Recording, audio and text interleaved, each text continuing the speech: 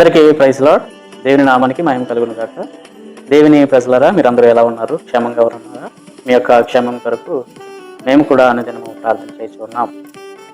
మరి సజీవుడైనటువంటి ప్రభువైన యేసయ్య మనలందరినీ కూడా సజీవముగా కాచి కాపాడి నిలిపినటువంటి విధానాన్ని బట్టి ప్రభుకి మహిమ ప్రభావము కలుగుతుంది. ఈరోజు దేవుని వాగ్దానం పరిశుద్ధ బైబిల్ గ్రంథం నుంచి కీర్తన గ్రంథము 37వ కీర్తన భాగము 39వ వచనాన్ని మనము చదువుకుందాం. యెహోవాయే నీతిమంతులకు రక్షణాధారము, బాధ కలిగినప్పుడు ఆయనే వారికి ఆశ్రయ దుర్గము. దేవుని ప్రజలరా, ఈ రోజున దేవుడు మనకి సెలవిచ్చేటువంటి ఒక అద్భుతమైనటువంటి వాగ్దానం.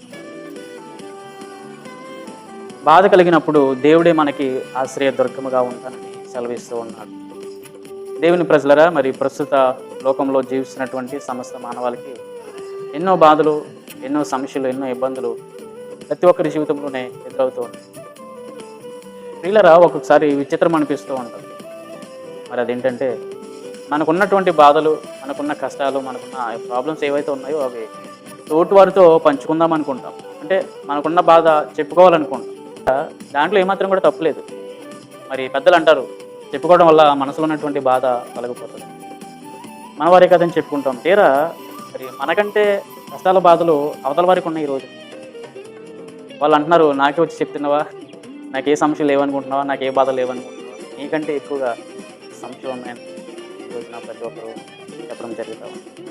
దేవుని ప్రజలు కదా, మరి సామెత గుర్తొస్తూ ఉంది. మరి డోలు వెళ్ళి మధ్యల దగ్గరికి వెళ్ళి తన బాధ అంతా చెప్పుకుంటారు. ప్రియులరా, మరి ఆ వాయిద్యాలు వాయించేటువంటి 2 డోలు, అలాగే ఇలా పిల్లరా, మరి ఆ మధ్యలని రెండట్లు కూడా ప్లే చేస్తూ ఉంటారు, వాయిస్తూ ఉంటారు. ఆ సంబరాలకి, వివాహాలకి, ఫంక్షన్లకి అన్నిటికీ కూడా వాటికి తప్పదు ఆ దెబ్బలు పడడం, ఆ మ్రోగించడము వాటికి ఏమాత్రం కూడా తప్పదు.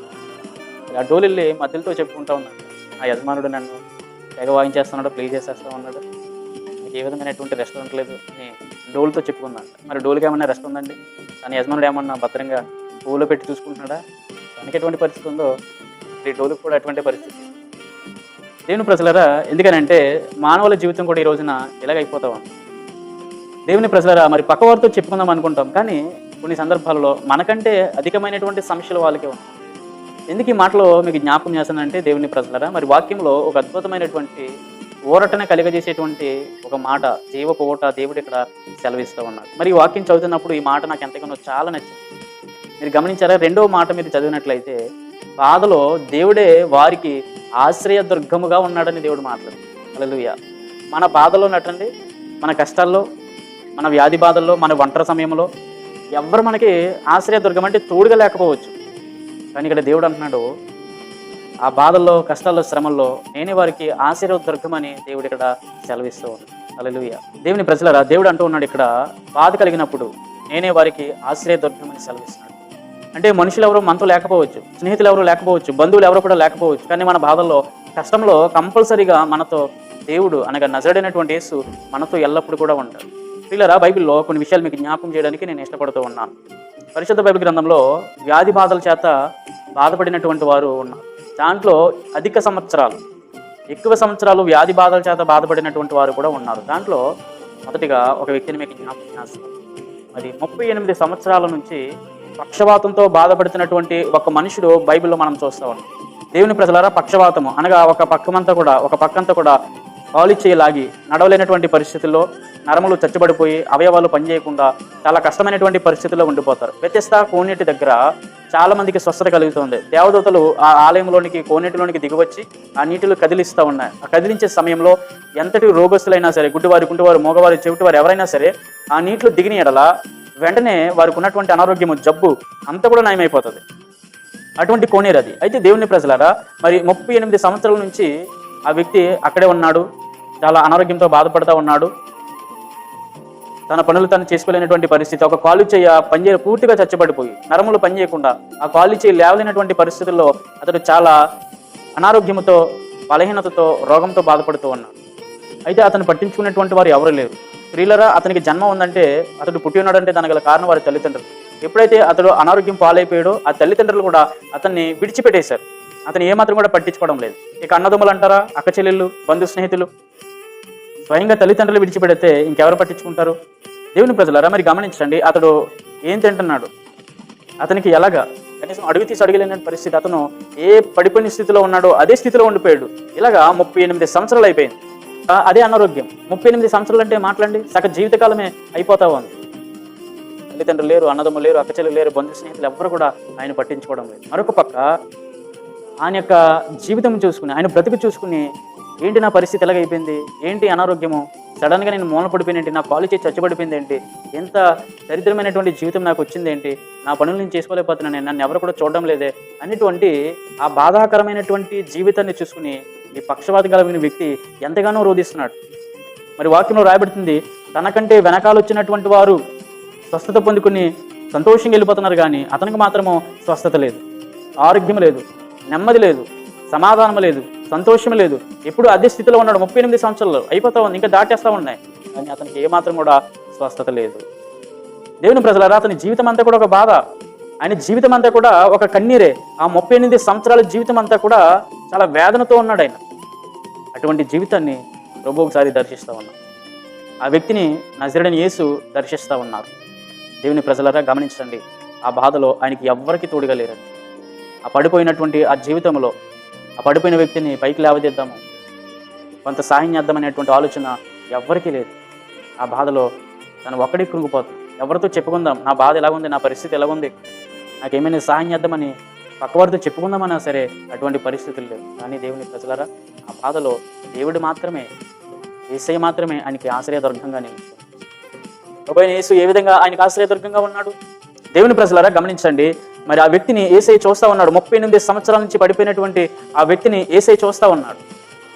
చూసి ఆయన దగ్గరికి వస్తూ ఉన్నాడు. దేవుని ప్రజలారా, మరి పక్కవారు ఎన్నాళ్ళు చూడలేదా అంటే చూశారు. తల్లిదండ్రులు చూడలేదా, అక్కడ విడిచిపెట్టేశారని ఆ విషయం తెలీదా, అన్నదమ్ములకి తెలీదా అంటే తెలుసు. కానీ ఎవరు కూడా ఆయన పట్టించుకోలేదు. తెలిసారు అలాగే మాకెందుకులే అనేటువంటి నిర్లక్ష్య స్వభావంతో ఆయన విడిచిపెట్టేసి, యేసయ్య మాత్రం ఆయన విడిచిపెట్టలేదు. యేసయ్య మాత్రము ఆయన మర్చిపోలేదు. ఆయన స్థితిని చూసి, ఆయన పరిస్థితిని చూసి, ఆయన అనారోగ్యాన్ని చూసి నజరేయుడైన యేసే స్వయంగా ఆయన దగ్గరికి వస్తా ఉన్నాడు. వచ్చి ఆయనతో అంటున్నాడు, ఏమని, కుమారుడా, నువ్వు స్వస్థపడగోరుచున్నావా, నువ్వు బాగుపడాలనుకుంటున్నావా, నువ్వు స్వస్థపడాలనుకుంటున్నావా? అప్పుడు ఆయన అన్నాడు, అవునయ్యా, నేను బాగుపడాలనుకుంటున్నాను, అందరిలాగే నేను నడవాలనుకుంటా ఉన్నాను, అందరిలాగే చేతులతో పని చేయాలనుకుంటున్నాను. ఎప్పటి నుంచో ఇలాగా 38 సంవత్సరాల నుంచి ఈ వ్యాధితోనే బాధపడుతున్నాను. నన్ను ఎవరో పట్టించుకోవడం లేదు, నాకు ఆహారం పెట్టేవారు లేరు, వస్త్రం ఇచ్చేవారు లేరు, నా పనులు నేను చేసుకోలేకపోతున్నాను, చాలా కష్టమైనటువంటి పరిస్థితుల్లో నిన్నాను, నాకు సహాయం చేయి ప్రభు అని దేవుని వేడుకుంటాను. ఇప్పుడు వెంటనే యేసయ్య అన్నారు, ప్రియులరా, ఆయన ఏమీ చేయలేదు. విశ్వాసంతో ఆయనలో ఉన్నటువంటి గొప్ప శక్తి, ప్రియులరా, నీ పరుపు తీసుకుని నడువు, నీ పరుపు ఎత్తుకుని వెళ్ళిపో, నువ్వు బాగుపడిపోతావు అన్నారు. వెంటనే ఎన్నో సంవత్సరాల నుంచి పనిచేయలేనటువంటి ఆ కాలు చేయ, ఆ నరములు ఒక్కసారిగా ప్రభు యొక్క మాటలో ఉన్నటువంటి శక్తి ఆయనలో ప్రవేశించి ఆ బలహీనపడినటువంటి కాలు చేతులను దేవుడు బలపరిచున్నాడు. వెంటనే ఆయన లేచి ఉన్నాడు, తన పొరపెత్తుకుని అక్కడి నుంచి ముందుకు సాగిపోతున్నట్లుగా వాక్యంలో మనం చూడగలుగుతాం. దేవుని ప్రజలరా, ఈ బాధలో ఉన్నటువంటి వ్యక్తికి ఎవరైనా పట్టించుకున్నారండి? ఈ వ్యక్తిని ఎవరైనా ఆదరించారా? ఈ వ్యక్తికి ఎవరైనా ఒక పూట భోజనం పెట్టారా? ఈ వ్యక్తికి ఎవరైనా బాధపడుకుని నేను ఉన్నాను నీకు తోడుగా అనేటువంటి ధైర్యపు మాటలు ఎవరైనా ఆ వ్యక్తికి, ఆ రోగికి వదిలిచ్చారా అంటే ఎవరు కూడా లేరు. ఆ బాధలో ఒక్కడే ఒంటరి అయి, ఏకాకి అయి బాధ అనుభవించుకున్నాడండి. ఆ కష్టంలోనే ఆయన కుమిలిపోయాడు. అనారోగ్యంలోనే ఆయన ప్రతిరోజు కూడా కన్నీరు కారుస్తూ ఉంటాడు. తన బాధను చెప్పుకోవడానికి ఎవరు కూడా లేరు. కానీ ఆయనకి ఎవరున్నారంటే యేసయ్య ఆశ్రయదుర్గముగా ఉండి, ఆశ్చర్యకరుడు, ఆలోచనకర్త, బలవంతుడకు దేవుడు నజరేయుడైన యేసు ఆయన ముట్టి స్వస్థపరిచి ఆ అనారోగ్యాన్ని అంతా కూడా దేవుడు తొలగించి, అన్నిటి జీవితాన్ని దేవుడు తొలగించి, వేదనకరమైన జీవితాన్ని దేవుడు తొలగించి, మూలన పడిపోయినటువంటి జీవితాన్ని దేవుడు స్వస్తి చెప్పేదానికి పరిపూర్ణమైనటువంటి ఆరోగ్యాన్ని ఆ కాలు చేయని దేవుడు మరలా బాగు చేసి, ఎంతటి గొప్ప అద్భుతం అండి ఇది, ఎంతటి గొప్ప ఆశ్చర్యము. దేవుని ప్రజలరా, ఈ రోజున నీవు కూడా ఎన్నో సంవత్సరాల నుంచి ఒక దాని గురించి నువ్వు బాధపడుతున్నావేమో, ఎన్నో సంవత్సరాల నుంచి ఒక విషయం గురించి నువ్వు కన్నీరు కారుస్తున్నావు. ఎన్నో సంవత్సరాలు అయిపోతుంది, రోజులు గడిచిపోయినాయి, నెలలు గడిచిపోయినాయి, సంవత్సరాలు కూడా దాటేస్తూ ఉన్నాయి. నీకున్నటువంటి పరిస్థితి ఇంకా ఆ విధంగానే ఉంది. ఎన్నో సంవత్సరాల నుంచి అదే అనారోగ్యం, ఎన్నో సంవత్సరాల నుంచి అదే బాధలు నువ్వు బాధపడుతూ ఉన్నావు. ఎన్నో సంవత్సరాల నుంచి అదే కోర్టు కేసులో నువ్వు నలిగిపోతూ ఉన్నావు. నీకు న్యాయం జరగకుండా లాయర్ చుట్టూ, కోర్టుల చుట్టూ, జడ్జిల చుట్టూ నువ్వు ఇంకా తిరుగుతూనే ఉన్నావు. ఎన్నో సంవత్సరాల నుంచి అదే బాధ నువ్వు అనుభవిస్తూ ఉన్నావు. ప్రియ దేవుని ప్రజలారా, ఈ రోజు నా దేవుడు తన వాగ్దానాన్ని బట్టి మీకు సెలవిస్తున్నాడు. నమ్మండి, విశ్వసించండి. నువ్వు ఎన్ని సంవత్సరాల నుంచి బాధపడుతున్నావో ఆ బాధకి, నువ్వు ఎన్నో సంవత్సరాల నుంచి కష్టపడుతున్నావో ఆ కష్టానికి, నువ్వు ఎన్నో సంవత్సరాల నుంచి సతమతమవుతున్నటువంటి ఆ సమస్యకు దేవుడు ఈ రోజున ఈ వాగ్దానం చేత దేవుడు నీకు ఒక పరిష్కరించబోతున్నాడు. దేవుడు నీకు ఒక జవాబును ఆయన దయచేయబోతున్నాడు. నీ సమస్యకి, నీ కష్టానికి, నీ బాధకి దేవుడు పునిష్ట పెట్టబోతూ ఉన్నాడు. ప్రైజ్లో హల్లెలూయా. నమ్ముచు ఉన్నారా దేవుని ప్రజలారా దేవుడిచ్చేటువంటి ఈ వాగ్దానాన్ని? నిజమే, నీ బాధలో నీ ఎవ్వరూ లేకపోవచ్చు, నీ కష్టంలో నీకు తోడుగా ఎవరో లేకపోవచ్చు. ఒంటరిగా నేను విడిచిపెట్టేశారా? ప్రియా స్త్రీలరా, నీ భర్త నేను విడిచిపెట్టేశారా? నువ్వు బాధపడుతున్నావేమో. నీ బిడ్డల్ని నీ మీద పెట్టేసి నీకు దూరంగా జీవిస్తున్నాడని ఒకవేళ బాధపడుతూ ఉన్నావు. ఇటు ఏ పని చేయలేక, సరైనటువంటి జీతం లేక, బిడ్డల్ని ఎలా పోషించాలి, కుటుంబాన్ని ఇన్ని బాధ్యతలు, ఇన్ని ఖర్చులను ఎలా నడిపించాలని ఒకవేళ నువ్వు వేదన చెందుతున్నావేమో, ఒకవేళ కన్నీరు కారుస్తున్నావేమో. నీ కష్టాలు, నీ బాధల్లో నీ భర్త నీకు తోడుగా లేకపోవు. కానీ ఇక్కడ సెలవిస్తున్నాడు ప్రభువైన యేసు నీకు ఆశీర్వాదం ఉన్నారు. నీకు ప్రార్థించండి. ఏ సమస్య అయినా, ఏ బాధ అయినా, ఏ కష్టమైనా దేవుడితో చెప్పుకోండి. ఆయన మీకు తోడుగా ఉంది. కేవలం తోడుగా ఉండడం మాత్రమే కాదు, మీ ప్రార్థన ఆలకించి ఆయన ఒక చక్కని పరిష్కారం మీకు చూపుతాడు. అంత గొప్ప దేవుడు నజరేడైనటువంటి యేసయ్య. ఇవాళ నువ్వు అనారోగ్యంలో మచ్చన పడిపోయి, మూలన పడిపోయి, లేవలేనటువంటి స్థితిగతుల్లో ఉంటే, తినడానికి కొంచెం ఆహారమైన ఎవరైనా ఇవ్వకపోయినటువంటి పరిస్థితుల్లో ఉండిపోయినవేమో. ఇక దేవుని ప్రజలారా, ప్రభు ఎల్లప్పుడూ కూడా మీ బాధలో, మీ కష్టంలో ఆయన మీతోనే ఉంటుంది. ఇవాళ నీ బంధువులు విడిచిపెట్టారా? ఇక స్నేహితులరా, నీ స్నేహితుడే నేను విడిచిపెట్టాడేమో. ప్రభు అయిన యేసయ్య కూడా ఒక స్నేహితుడే. ఈ లోకపు స్నేహితులు మధ్యలో విడిచిపెట్టేస్తారు, కానీ ప్రభు అయిన యేసయ్య నిజమైనటువంటి స్నేహితుడు. దుర్దశలో అటువారిని దేవుడు ఎప్పటికీ కూడా విడిచిపెట్టేటువంటి దేవుడు కాదు. నిజమైనటువంటి స్నేహితుడు, విడువక ప్రేమించేవాడు ప్రభు అయిన యేసయ్య. ప్రియ తల్లిదండ్రులారా, నవమాసాలు మోసి కని పెంచి పెద్ద చేసినటువంటి మీ పిల్లలు ఈ రోజున మిమ్మల్ని విడిచిపెట్టారని ఒకవేళ మీరు బాధపడుతూ ఉన్నారా? ఎక్కడో అనాథాశ్రమంలో ఉండడానికి ఇల్లున్నా, కోట్ల సంపాదన ఉన్నా, డబ్బు ఉన్నా, సంపద ఉన్నా, అన్ని భోగభాగ్యాలు ఉన్నా, ఈ రోజున అన్ని కోల్పోయి దిక్కుముక్కలేనటువంటి జీవితంలో బ్రతుకుతూ ఆ బాధను అనుభవిస్తున్నటువంటి ప్రియ తల్లిదండ్రులారా, నీ బిడ్డలు మిమ్మల్ని విడిచిపెట్టిన, నీ కుమారులను విడిచిపెట్టిన, నీ కూతుర్లను విడిచిపెట్టిన దేవుడు ఎప్పటికీ కూడా నజరేడైనటువంటి యేసయ్య ఆయనని విడిచిపెట్టడు. ఒకవేళ నువ్వు ఒంటరిగా ఉన్నావా? ఆయన నీకు తోడుగా ఉన్నాడు. కష్టంలో ఉన్నావా? ఆయన నీకు తోడుగా ఉన్నాడు. వేదంలో ఉన్నావా? బాధలో ఉన్నావా? ఆశ్రయదుర్గంగా దేవుడు నీకు తోడుగా ఉన్నాడు. భయపడకు దేవుని ప్రజలారా. దేవుడిచ్చేటువంటి వాగ్దానం చేత మీరు ఎంతగానో ఓదార్చబడతారని ప్రభు సెలవిస్తున్నారు. నీ జీవితంలో ఉన్నావా? దేవుడు నీ కన్నీరుని తుడుస్తాడు. వేదన పరిస్థితుల్లో ఉన్నవా? దేవుడు నీ వేదన తొలగిస్తాడు. ప్రియ దేవుని ప్రజలారా, ఈ రోజు ఇచ్చేటువంటి దేవుడిచ్చేటువంటి వాగ్దానాన్ని నమ్మండి. నీ బాధల్లో, నీ కష్టాల్లో దేవుడే నీకు తోడుగా ఉన్నానని ఆయన వాగ్దానం. యోసేపు అన్నదమ్ములు తరిమేశారండి, అమ్మేశారు, కుట్టారు యోసేపుని. మరి ఆయనకి ఎవరు తోడుగా ఉన్నారు? తల్లిదండ్రుల, అన్నదమ్ముల? యోసేపుకి ఎవరు తోడుగా ఉన్నారు? పరాయి దేశంలో బానిస బ్రతుకుతారు. ఎవరు తోడుగున్నారండి యోసేపు? ప్రియులారా, వాక్య లేఖనాలు మీరు గమనించండి. దేవుడు మాత్రమే ఆయనకి తోడుగా ఉన్నాడు, ఎవరు తోడుగా లేరు. దేవుని ప్రజలారా, యోబు మీ అందరికీ తెలుసు. యోబుకి ఎన్ని కష్టాలు వచ్చినాయి, ఎన్ని శ్రమలు వచ్చినాయి. కట్టుకున్న సొంత భార్య విడిచిపెట్టి వెళ్ళిపోయింది. ఇంకా ఎందుకు దేవుడా దేవుడు అంటూ ఎన్ని బాధలు వచ్చినాయి నీకు? దేవుని దూషించి చచ్చిపో, నీ దగ్గర ఉండను, ఇంకా వెళ్ళిపోతున్నాను. స్నేహితులు, బంధువులు, ఊరు వారు కూడా యోబుని విడిచిపెట్టారండి. యోబు దిక్కులేని వాడు అయిపోయాడు, ఒంటరి అయిపోయాడు. ప్రియులారా, అంతస్తులో ఉండేవాడు, భవంతుల్లో ఉండేవాడు, పెంట మీదకి వచ్చాడు, సర్వం కోల్పోయాడు. ఆ కోల్పోయిన బ్రతుకులో, ఆ జీవితంలో యోబుకి ఎవరు తోడుగా ఉన్నారండి? ఎవ్వరు లేరు, కేవలము దేవుడు మాత్రమే తోడుగా ఉన్నాడు. ఇలా యోసేపు యోబు జీవితాల్లోనే కాదు, ఈ రోజున నీ జీవితం కూడా అలాగే ఉందేమో.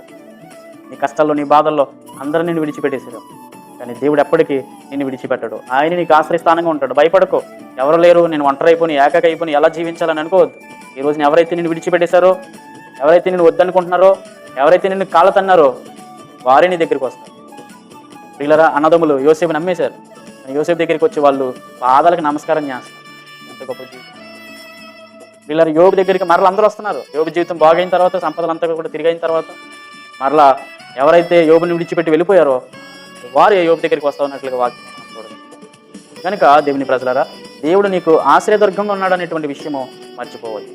దేవుని ప్రజలారా, ప్రభు ఎల్లప్పుడూ మీకు తోడుగా నీడగా ఉంటుంది. ప్రియ స్నేహితులారా, ఎల్లప్పుడూ ప్రభు మీకు ఆశ్రయదుర్గముగా ఉండాలని, సంతోషమైన కష్టమైన దేవుడు మీతో ఉన్నాడు. మీరు దేవునితో ఉండండి. ఆ జీవితము ఆశీర్వాదకరము, దీవెనకరం. దేవుడి వాగ్దానాన్ని దీవించి ఆశీర్వదించారు. ఆమేన్. తల వంచండి, ప్రార్థన చేసుకుంటాం. పరిశుద్ధుడైన మా తండ్రి, నీ పరిశుద్ధ నామానికి వందనాలు, స్తోత్రాలు. గొప్ప దేవుడవు, ఆశ్చర్యకరుడవు, దేవానికి వందనాలు నాయన. ప్రభా, చాలామంది ఈ జీవితాలు ప్రభా బాధతోనే, కన్నీటితోనే, వేదనతోనే ప్రభా జీవిస్తూ ఉన్నారు. ఈ బాధను పంచుకోవడానికి, ఎవరో కూడా లేకపోవచ్చు, కానీ మీరు సెలవిస్తున్నారు దేవా. బాధ కలిగినప్పుడు ఆయన వారికి ఆశ్రయదుర్గమని మీరు సెలవిస్తున్నారు. ఆయన నిజమే తండ్రి. ఈరోజున ఎంతోమంది బాధపడుతున్నటువంటి కుటుంబాలు ఉన్నాయి. బాధపడుతున్నటువంటి స్త్రీలు ఉన్నారు. దేవా, వారందరిని బట్టి మేము ప్రార్థిస్తున్నాం. బాధ కలుగు వేళలో అయ్యా నెమ్మదిని మీరు దయచేయండి. ఎవరైతే ఏ సమస్యతో ఉన్నారు, ఇబ్బందితో ఉన్నారు, కష్టంతో ఉన్నారు, వేదనతో ఉన్నారు, వారి జీవితంలో నీ కార్యము జరిగించండి దేవా. నీకు స్తోత్రాలు. వారి కళ నుండి కారుతున్న ప్రతి బాష్ప బిందును మీరు తుడిచివేయండి. వారి హృదయాల్లో ఉన్నటువంటి వేదనను, కన్నీటిని, బాధను ప్రభువా ఈ నామలో తొలగించి వారి హృదయాల్లో సంతోషం, ఆనందం మీరు కలిగించండి. వారి జీవితాల్లో గొప్ప ఉద్యమం మీరు కలగచేయమని ప్రార్థిస్తున్నాం. నీ కృపలో కాపాడు. నేను మీరు ఇచ్చిన ఈ శ్రేష్టమైనటువంటి వాగ్దానం బట్టి మేము ప్రార్థిస్తున్నాం. నిజమే నాయన, ఎవరు విడిచిపెట్టినా, మాతో ఎవరు లేకపోయినా తండ్రి, నువ్వు ఎల్లప్పుడూ మాకు తోడుగా ఉండే దేవుడు. శత్రుక మేషక అభిజ్ఞుల తండ్రి, అగ్నిగుండంలో ఉన్నటువంటి దేవుడు, దానియేలుతో తండ్రి సింహభవనంలో ఉన్నటువంటి దేవుడు ప్రభువా, మాతో కూడా మీరు ఆ విధంగా ప్రతి క్షణము మాతో మీరు ఉంటున్నందుకు నీకు వందనాలు స్తోత్రాలు.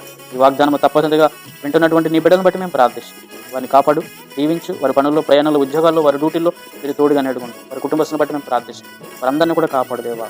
ఏ విధమైన కీడు ఆపద రాకుండా మీరు ఎక్కడ చోటన కాపాడు, దీవించు, ఆశీర్వదించు. చదువుకున్నటువంటి విద్యార్థులు ఉన్నారు, వారిని బట్టి మేము ప్రార్థిస్తున్నాం. స్కూల్లో, కాలేజెస్లో ఎంతోమంది విద్యార్థులు చదువుకుంటున్నారు. వారికి కావాల్సిన జ్ఞానం, తెలివితేటలు దయచేయండి. వారి ఎగ్జామ్స్ మంచి మార్కులు మీరు దయచేయండి. వారు చదువుకుని మరి ఉద్యోగం లేక చాలా మంది ఇంకా ఖాళీగా ఉంటున్నారు. అన్ని బిడ్డలు ఉద్యోగం కోసం ఎవరైతే ఎదురు చూస్తున్నారో వారి జీవితాల్లో చక్కని ఉద్యోగ భాగ్యం వారికి దయచేయండి. ఉద్యోగాలు చేస్తున్నటువంటి బిడ్డలను కూడా దీవించండి. వివాహం కోసం ఎదురు చూసినటువంటి వారి జీవితాల్లో నీ ఘనమైన కార్యము జరిగించండి. ఎవరైతే సంతాన భాగ్యం లేదో ప్రభువా, వారిని బట్టి మేము ప్రార్థిస్తున్నాం. చక్కని సంతాన భాగ్యము ప్రతి ఒక్కరు మీరు కలగచేయండి దేవానికి వందనం. మరి గృహాలు లేని వారికి గృహాలు దయచేయండి. అయ్యా ప్రభావ, వ్యవసాయం చేస్తున్నటువంటి రైతులు, వారి పాడి పంటలు మీరు దీవించు, ఆశీర్వదించు దేవా. నీకు వందనాలు. ఎవరైతే కుటుంబ సమస్యలు, ఇబ్బందులు, కష్టాలు ప్రభావ అనుభవిస్తున్నారు, వారిని బట్టి మేము ప్రార్థిస్తున్నాం. నీ నామములో వీరు విడుదల కలగచేయండి. నీకు స్తోత్రాలు చెల్లిస్తున్నాం. మరి ముఖ్యంగా తండ్రి, మా దేశం కొరకు ప్రార్థిస్తున్నాము. దేశ అధికారుల కొరకు, నాయకుల కొరకు మేము ప్రార్థిస్తున్నాం. కాపాడు, దీవించు, ఆశీర్వదించు. మా దేశ ప్రజలందరినీ దీవించు, ఆశీర్వదించు. నీ పరిచర్యలో ముందుకు సాగిపోతున్న దైవజనులు అనేక మంది ఉన్నారు ప్రభువా. వారందరికీ ఆరోగ్యవంతులుగా చేయండి. వారి సేవా పరిచర్యలు దీవించు, సంఘ బిడ్డలను దీవించు ప్రభువా.